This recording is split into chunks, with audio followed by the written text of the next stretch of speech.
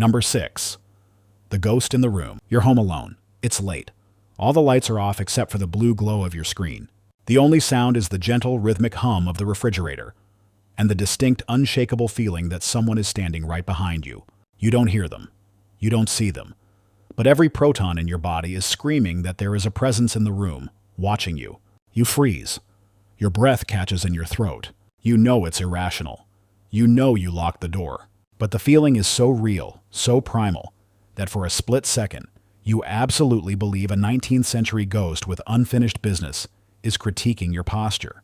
This is the sensed presence effect, and it's your brain's ancient paranoid security system misfiring in the modern world. Your brain is fundamentally a survival machine, fine-tuned over millennia to not get eaten by things with sharp teeth. One of its prime directives is to resolve ambiguity, and when it's quiet and you're alone, there's a lot of ambiguity. Is that creak just the house settling, or is it a predator? Is that shadow a pile of laundry, or is it a home invader? When your brain can't get clear data from your eyes or ears, it doesn't just chill out and wait. It does what any good conspiracy theorist does. It fills in the blanks with the most dramatic explanation possible. It assumes worst-case scenario. This hypervigilance activates parts of your brain associated with social cognition and body mapping, essentially creating a neurological placeholder for another person. It's a ghost made of pure anxiety. So congratulations. Your brain is treating a quiet Tuesday night like you're being stalked by a velociraptor in Jurassic Park. It's just trying to help. Number 5. The whispering fan. That oscillating fan in the corner of your bedroom? It's not just moving air around. If you listen closely, really closely, when the house is silent, you'll notice it's not just a mechanical whir. It's whispering, or maybe it's the faint, looping melody of a forgotten song, or a muffled, urgent conversation happening just on the edge of your hearing. You lean in, trying to make out the words, convinced you're either uncovering a secret message from the spirit world, or that you finally, completely lost it. Welcome to the wonderful world of auditory pareidolia. This is the hearing equivalent of seeing faces in clouds. Your brain is a pattern recognition addict. It is so desperately, pathologically obsessed with finding meaningful patterns that it can't stand randomness. Static, white noise, the hum of an air conditioner. This is pure, unadulterated chaos to your auditory cortex. It's like sonic television static, and your brain, the bored channel surfer, is determined to make a show out of it. So, it gets to work.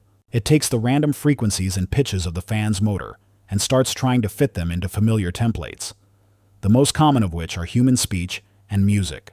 Your brain is essentially auto-correcting the sound of the world into something it understands. It's not a sign of madness.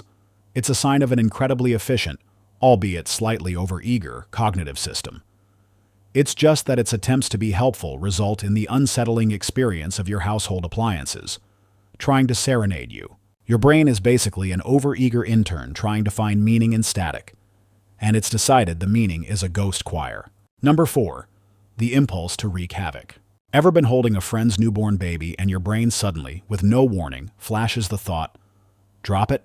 Or maybe you're holding your very expensive smartphone over a sewer grate, and a little voice in your head whispers, go on, do it. Let's see what happens. You recoil in horror, clutching the object, or baby, tighter, wondering what kind of monster you are. These are intrusive thoughts, and they are one of your brain's creepiest and most misunderstood party tricks. The good news is, having the thought doesn't mean you secretly want to do it. In fact, it usually means the exact opposite. Your brain is a what-if machine. It constantly runs simulations to prepare for future possibilities. Most of the time, this is useful. What if I'm late for work? Prompts you to set an alarm. But sometimes, this simulation generator goes into creative writing mode and produces pure, unhinged chaos. The thought pops up precisely because it's the worst, most inappropriate thing you could possibly do in that situation. Think of it as your brain's anxiety system highlighting the stakes. It's screaming, whatever you do, don't drop this baby, by showing you a horrifying mental movie of you dropping the baby. The horror and disgust you feel is actually the point. It's proof that your moral compass is working perfectly. The problem is that your brain's pop-up blocker is terrible, so these weird dark humor thought bubbles slip through. It's not a secret desire. It's just your brain's pop-up ad from hell. Number 3. The Nightmare Overture. You're just drifting off to sleep. You're in that sweet liminal space between consciousness and dreamland, feeling cozy and boneless. Suddenly, an impossibly loud crash or bang explodes right next to your ear, like a shotgun firing in your bedroom. You jolt awake, heart pounding, convinced a bookshelf has fallen over, or a car has crashed through your wall. You turn on the light to find absolutely nothing. Everything is exactly as you left it. You've just experienced a hypnagogic hallucination, the brain's bizarre opening act for the nightly dream festival.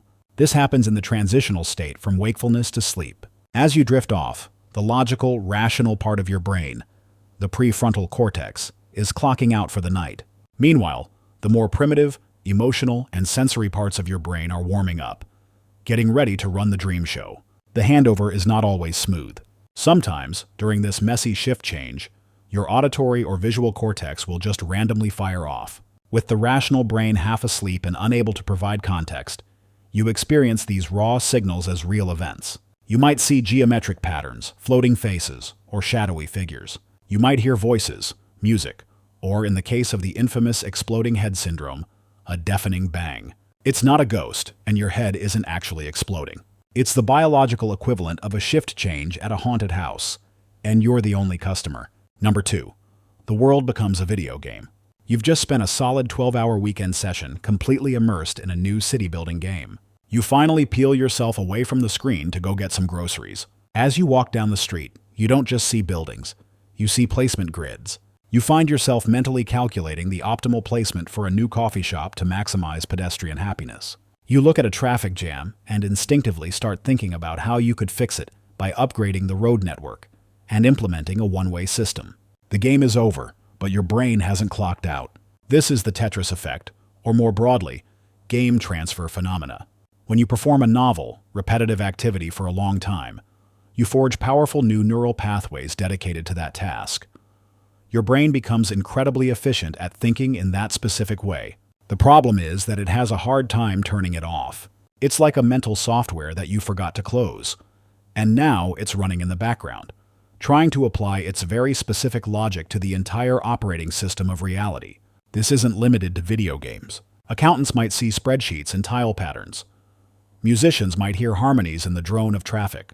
Your brain has learned a new pattern so thoroughly that it begins to superimpose that pattern onto the real world. It's a testament to your brain's incredible plasticity, its ability to learn and adapt. It's also why, after a long day of assembling IKEA furniture, you might find yourself staring at your cat, wondering if you have the right Allen key to adjust its ears. Number 1.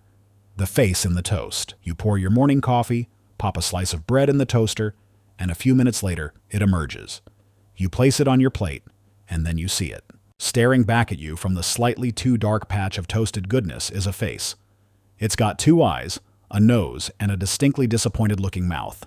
For a moment, you are having breakfast with a judgmental piece of baked goods. Then you see it in the wood grain of your door, the knobs on a dresser, the front grille of a car, the pattern of bubbles in your soap.